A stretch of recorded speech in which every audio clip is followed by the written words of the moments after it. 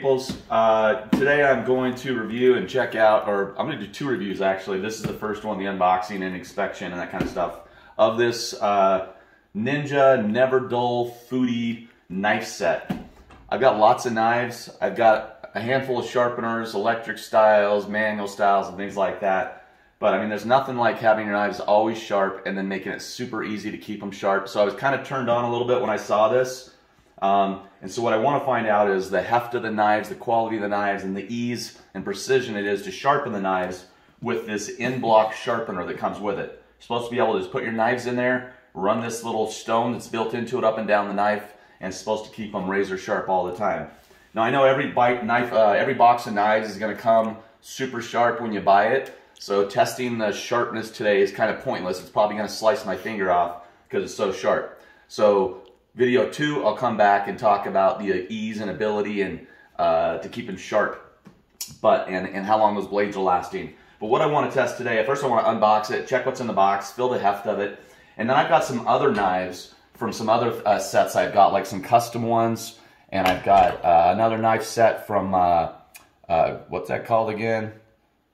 Anyway, some name I can't pronounce. And I just want to see how those sharpen up in the block as well, and see if I can use that same sharpen system for knives I already have, or if it only is going to work with these ones. So let's start by cutting the box open.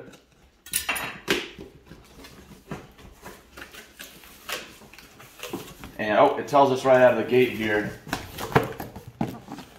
razor sharp right out of the box. So if you've ever got brand new knives that are super sharp, you know that you have to be careful, because they, like, just touching them in the sink anywhere as you're working, they will slice your finger right open. So you have to be careful cutting. It's kind of the sharpness you want anyway, but okay, this is boxed in really tight. You get instructions. You get packaging. You get a drink of your morning coffee. Yummy.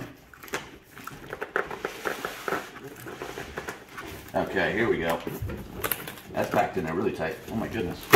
But this has got 8 steak knives in it, which is great. My other set only had 6, and I'd have guests over that were larger groups, and I'd have to have friends bring steak knives over. It's kind of silly. So now I'm gonna have lots of steak knives. All right. Let's see what we got. This looks like the case. Let's take a look at that.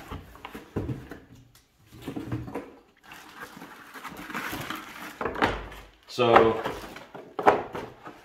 it's not too, I mean, it definitely feels like it's like a metal and plastic kind of thing rather than like a heavy wood block. I don't know if that's a big deal or not. The rubber stoppers on there, usually the weight of a wood block really keeps it in place. Those rubber stoppers are instant stop. I can't move this anywhere. So that'll keep it in the counter. Oh, they're even suction cups. So that's not going anywhere. So that's decent. But yeah, it's definitely a frame, because they're building stuff into it. I can understand why it's not just a cut wood block. All right, knives are sharp. Do not sharpen immediately. Read all the use and care. Yada, yada, yada. Okay, I understand they're sharp. I won't sharpen those immediately. I do want to check the fit and feel though. So let's get out the knives. And just the way this is supposed to work, there's some kind of locking mechanism here. Push down and hold release button to remove your knife. Okay, so it locks it into place. That's really good to hear. So it's not something where you got to hold it perfectly while you're doing it. You can do this one-handed. It's going to lock your knife in. And this just runs that stone up and down your knife.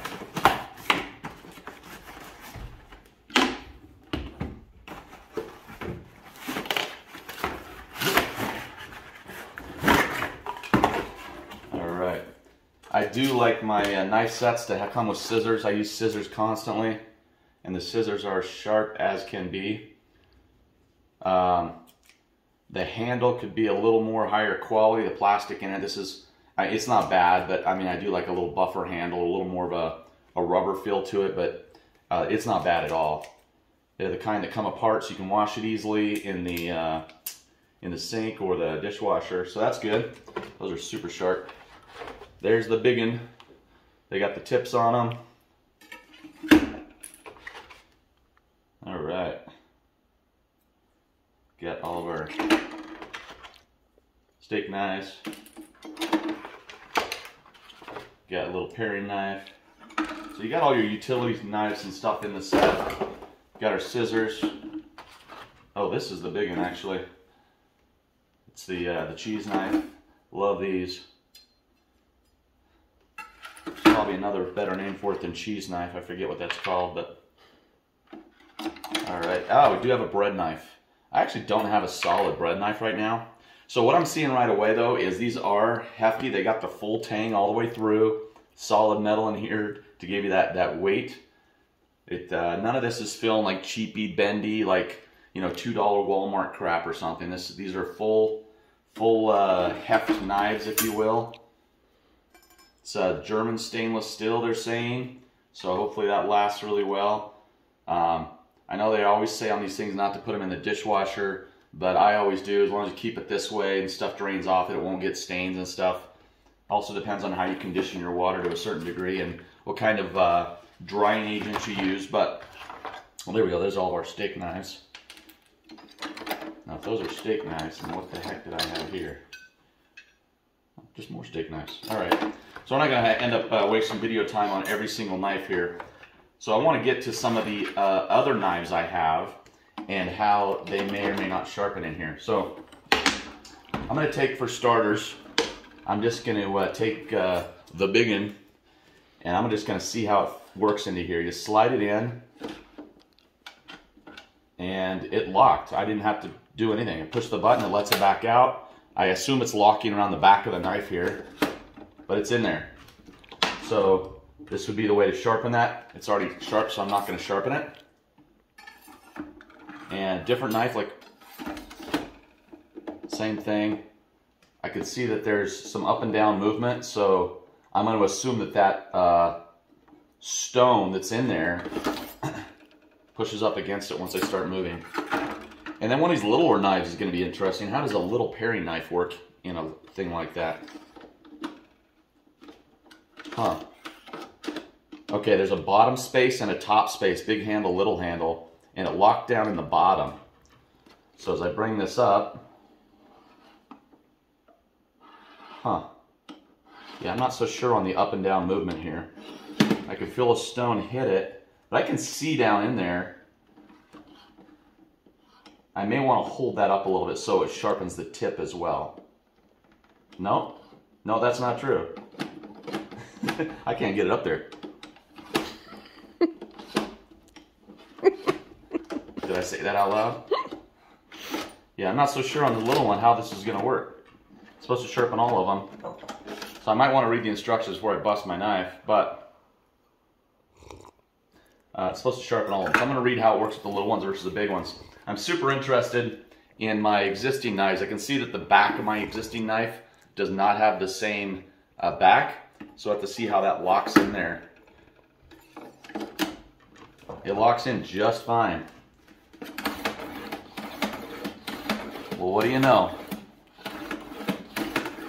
It's sharpening it perfectly. Yeah, you don't want to tip it down, actually. It knows exactly where to pick up the tip of the knife. I think that's where I was going wrong.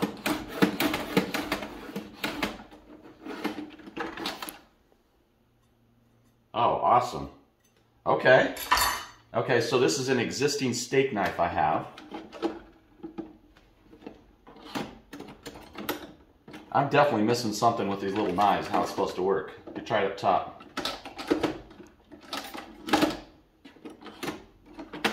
Let's pause for commercial break.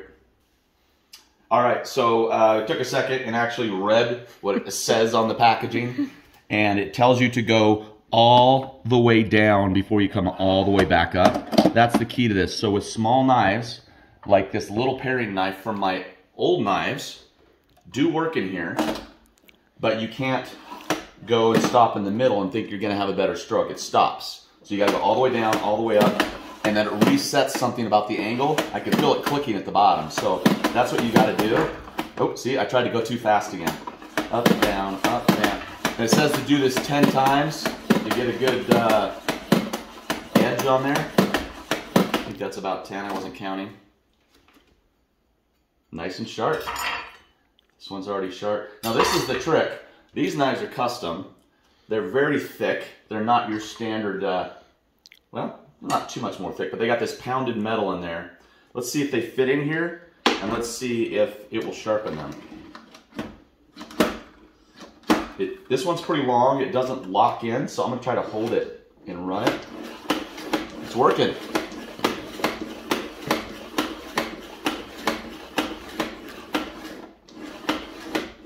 Nice. Oh yeah.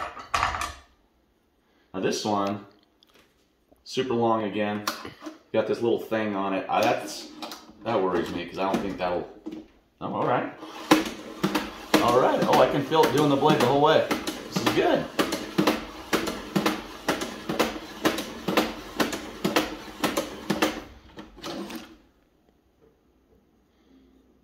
Not bad. Do it a couple more times. All the way down, or it locks. It gets stuck.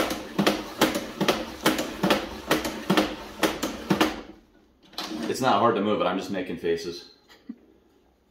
Okay.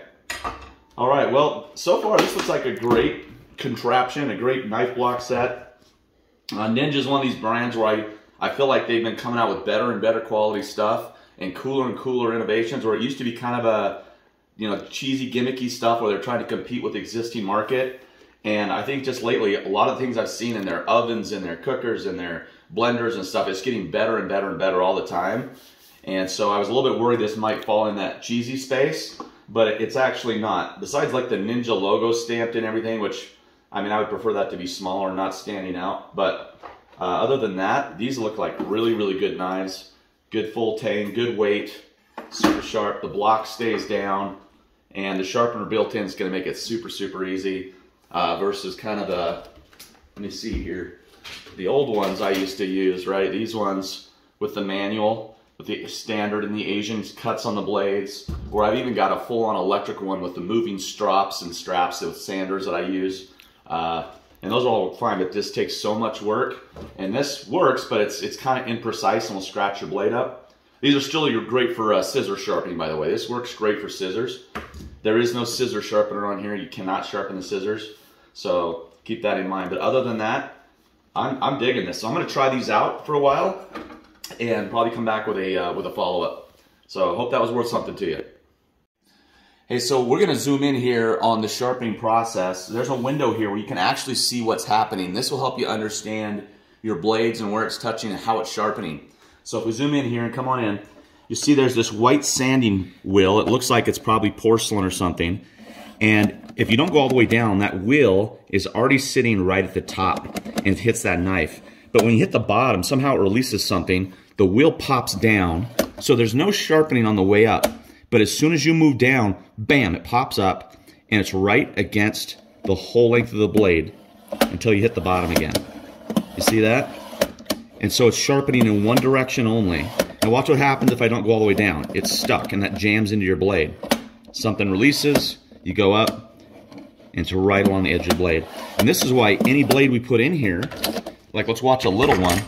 We take a teeny blade. You can see this little, oh, I didn't put it in right though. Come on now. This one, there's a plastic piece that pops it and holds it down. The little one went in the bottom of the holder. It goes up, and now the little one is getting sharpened. So that little black piece is holding it from the top. So that's how it's working. And one last thing to note about this this Foodie self-sharpening knife block is there is an opening in the bottom. No, it's not for batteries. It's so that you can get to that wheel and you can clean it. So there's instructions in there for cleaning that wheel occasionally, and that's all you got to do is just pop it in there, follow the instructions to get that wheel cleaned up. It definitely feels like it's a nice porcelain wheel with enough grit to sharpen your knife. But that's pretty simple. The other thing I like about this idea of having it in the block, have it being locked in and precise, is if you zoom in on some existing knives that I have, these are not the Ninja ones. I'm trying to get the light here. You can see scratches all over these blades. And again, scratches aren't necessarily the end of the world. They don't change how you cook or cut food. But aesthetically, right? That's not awesome. We got good knives. You want them to stay pretty. It's nice that way. So when you use all these manual ways to sharpen on your own, whether that's an electric grinder or this kind of thing will happen. You'll touch the edge of something and you just accidentally or purposely or whatever, you'll mess your blade up and it'll look like that. So this is another really cool benefit of what I think they've done here with Ninja. So I'm pretty excited about this, and I'm again gonna keep trying it for a while and come back with a second review how it's been going. All right, final segment on the Ninja knives. I've been using these for approximately 30 days now. I know that's not like a massive amount of time to get through every process that could potentially happen with them or fail with them, but 30 days and using these mostly exclusively is a pretty good time to get a feel for them. Talk about the pros and the cons here. Pros, there's a lot going on that's great with these. They're a great knife. They do stay super, super sharp. The sharpener is wonderful to use again on these knives and my other knives. I love it a lot. Built in, super awesome. The knives, for that sharpener to work with them and to stay as sharp as they are, they're a little bit of a thinner knife. And I don't mean thin like floppy and cheesy, and there's this good balance between enough metal to feel like a good hefty knife and a solid tang and all that, but that thinness of it does allow for like this really, really sharp blade to be kept and last a long time. I like that. One thing about with sharpening other knives in this is you have to understand the difference between standard and Asian blade cuts, between wide and narrow. Wide being standard, narrow is, you know, obviously I think they call it Asian, standard and Asian. And if you put a knife in there that's a wide and try to put it in there, it's not going to sharpen it the same way as an Asian cut on the blade. So you'd have to retool it to be an Asian cut first. Most knives for the kitchen are Asian cut already.